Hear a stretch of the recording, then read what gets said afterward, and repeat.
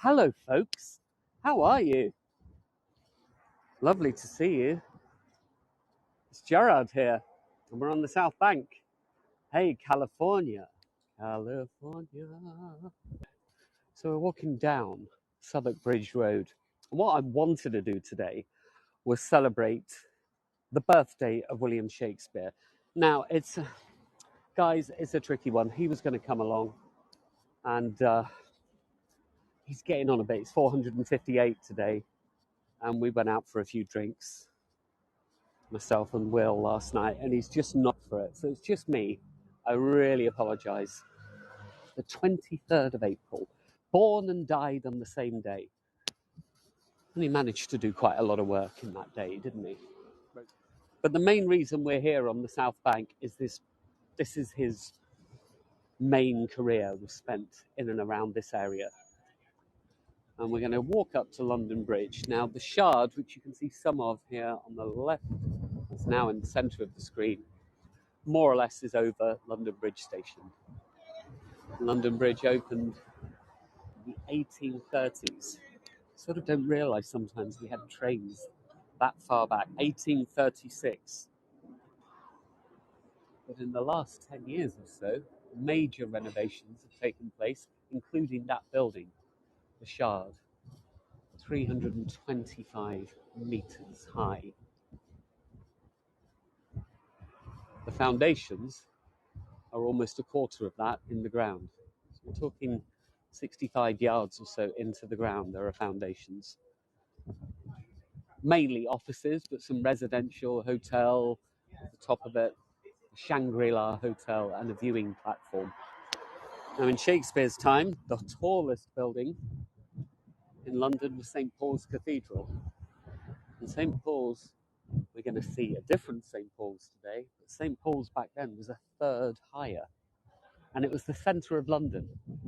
And this side of the river was not London. This was part of the county of Surrey. And it was also called the Liberty of the Clink. Liberty meaning you were at liberty to have a bit more fun in this area, and the Clink being the prison. So if you were caught doing anything too untoward, you'd be put in the Clink. So we're going to pass by the site of that later. Thank you so much, Claudia. Shouting. Now in a while we're going to see some street art from Jimmy C, who's an Australian street artist. And he has also done this. He's done quite a few of them now. I always seem to find a new one every day. He's an Australian street artist, and he's done one of David Bowie in Brixton. It's probably his most famous, but we're going to see one in a while of William Shakespeare. Now we're coming under the bridge that goes from London Bridge to Waterloo Station. And the road is Southwark Street, the Southwark. And we're going to cut up into Borough Market. The signal probably won't dip, because believe it or not, even though it's a Sunday evening, you would think people would be out and about. There are a couple of theatres here, but they're both closed tonight. So there aren't that many people around town, and Borough Market itself closes at 3 on a Sunday. Now imagine you lived on the other side of the river. You are under this Puritan rule. There were exchanges. One of the first was in 1571. Thomas Gresham built an exchange, kind of like we would say today a shopping mall. People exchanging goods, exchanging information. Before that, and dealing would have happened on London Bridge. 623. And Shakespeare came from Stratford upon Avon, and that's 103 miles from where we are now, or in kilometres, about 166 kilometres. It would have taken him 6 days on horseback around the country. There were no theatres where he lived. This area and north of London in Shoreditch, that's where the theatres were. So how did he get to be a writer? How did he become this man about town in London and Southwark? We think it's because of the plague. When he was about 13, there was an outbreak of the plague in this area. And all of the acting companies would have travelled the country. They didn't have Zoom or HeyGo. They would have had to go and play in a field. And we believe they did that when he was about 13 years old in Stratford-upon-Avon. He saw the acting company and was probably then inspired to be a writer. Then in 1592, he's mentioned by a man called Robert Greene, a university-educated writer who calls him an upstart crow. He's jealous of him. And that's the first mention of Shakespeare in 7 years. This market has been here since 1276, in different shapes and forms. So Shakespeare would have known Borough Market. If you've ever been into Covent Garden, they've got a replica of that. This is the original one. Not surprisingly, they don't allow big tours in here, but because the market closed at 3, we might be able to get a little walk through just to see some of the empty stalls. And the word stationery shop comes from around St. Paul's Cathedral. It's where all the booksellers were, and they didn't want to move any of their books, their paper, their quills, any of their writing equipment and printing presses every single night. So they were allowed, by an act of Parliament, to have stationery shops. So that's why we use the word stationery today. These markets, as you can imagine, are mainly morning-based. And by about 2 or 3 in the afternoon, people have had their lunch. And market stalls like this, they don't provide dinner for people. They know that people are going to go out eating at maybe a restaurant in the evening. So we're eventually going to reach the river. We're snaking round. The river was a lot wider in William Shakespeare's day. There was only one bridge. We now call it London Bridge. Back then they called it the Bridge. And for many years there was only one theatre in England, and it was on the north bank of the river. It was called the Theatre. So they didn't specify much back then. We want to get a shot of Southwark Cathedral, which is behind us. And in 1607, Shakespeare's brother Edmund, we don't know too much about his life, but we know he was an actor and lived in this area,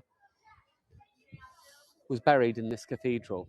Janice has asked, what's my background? Well, I've been an actor about 25 years, and I know I don't look old enough or sound old enough. Thank you very much for saying. But I've been a tour guide for about 20 years. So in 1598, that building, the theatre on the other side of the river, was taken apart, put on this side of the river, and renamed the Globe. And then they got Shakespeare involved. He was already famous, but they said, you're pretty famous now. Do you want to write all of your plays for us? And he said, yeah, I'll do that, but I want a share of the profits. And for about 14 years, he wrote plays exclusively for the Globe and made a fortune. So his early career, he was writing maybe 8 or 9 plays a year, just getting one-off payments. He would sell a manuscript and that was it. He'd have to write another play.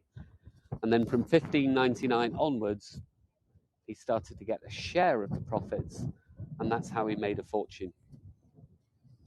This is the Golden Hind. Now, Francis Drake sailed around the world, circumnavigated the globe on the Golden Hind, hind being a female red deer. And this is a replica from 1973. This one has still sailed about 150,000 miles around the world. It was used in the TV show Shogun. But Francis Drake was considered an explorer, but to be quite honest with you, he was actually a pirate. He raided Spanish and Portuguese galleons. And they have a swashbuckling theatrical adventure. So you can go in there and it's a sort of escape room type deal. The people are in costume. So it's a replica of a galleon. Now, Francis Drake sailed around the world in the 1570s. The Globe opened in 1599. And I do get asked quite a bit, why do you think they called it the Globe? It's possible because Francis Drake had circumnavigated the globe, we were mapping out the world, and maybe it was a show of confidence. The other reason, of course, is that Shakespeare set almost every play outside of England. There are only two plays of his, The Merry Wives of Windsor and As You Like It, which are set completely in England. All the others travel. This is Winchester Palace. Now, we lost a bit of signal, but I think maybe you can still hear me. The Bishop of Winchester owned the land that the Globe was on, the Rose was on, Southwark Cathedral was on, and he took rent from all of these buildings. And this was his palace. And this isn't Jimmy C, this is Wagamama, and they commissioned somebody to do some noodle soup eating. And that is another Jimmy C, and that's William Shakespeare.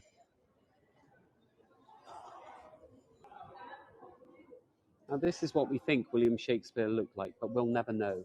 We have sculptures and paintings of this man. Some, they think it's him. Other, they're never verified. But this is probably the way he looked.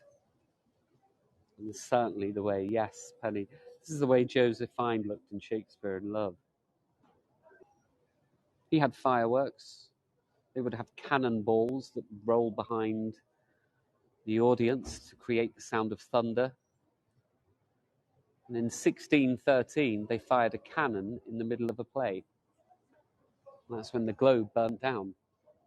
And it wasn't even a cannonball. It was a ball of wool and linen, which they tied up with leather laces. They dipped it in oil, and then they set fire to it.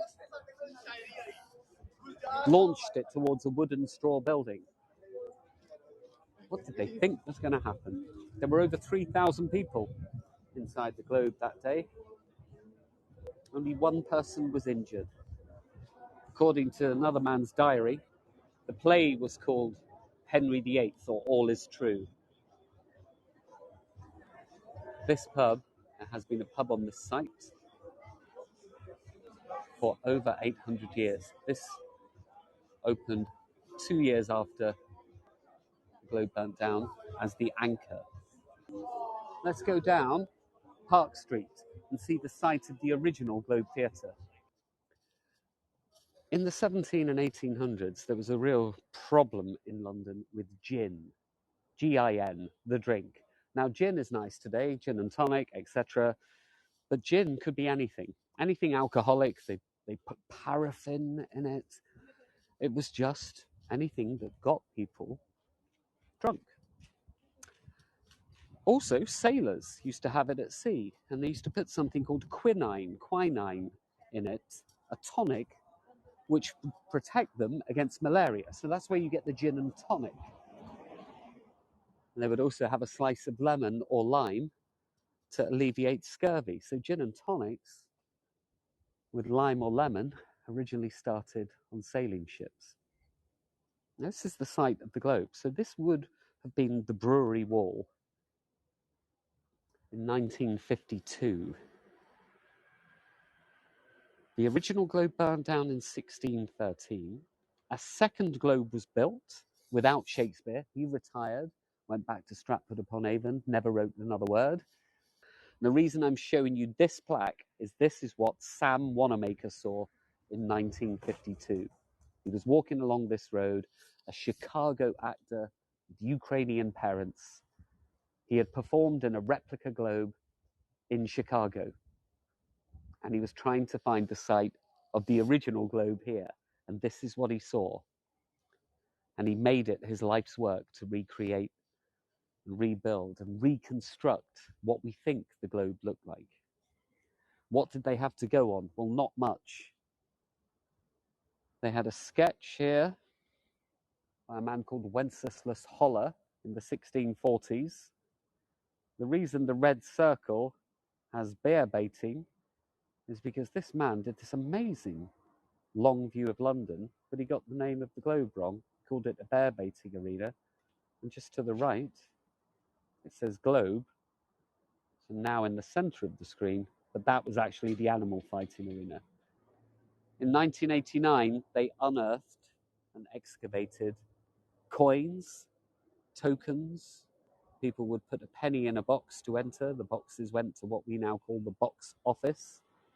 And there's some people doing some of the work. And what they unearthed, apart from things like oyster shells, they know that oysters were travelling along the River Thames, and oysters were the food of the poor, were a few stones. And that blue bit in the middle is this building here, which is late Georgian. This is from the 1830s, in the reign of George IV. So this is what they call a protected building. Over here, just in front of these red plastic barriers, is the site of the Rose. Now, if you've seen the film Shakespeare in Love, they do mention the Rose quite a bit. This is Rose Alley. Now, interestingly, they say that the Rose Theatre had terrible drains, and that when Shakespeare wrote Romeo and Juliet and set it in another theatre, he put the line in, "That which we call a rose by any other name I would smell as sweet." Like to say, you can call it the Rose, but it still stinks. I love these cobblestone streets. No, Penny has asked, are these cobblestone streets from back then? These would have been muddy lanes. These are from the 1800s. Now we're on the riverside, bankside. So we've come along a few different routes here, and we've eventually ended up on the riverbank. Now, Sam Wanamaker in 1970 found a location here. This was a recycling depot for Southwark Council.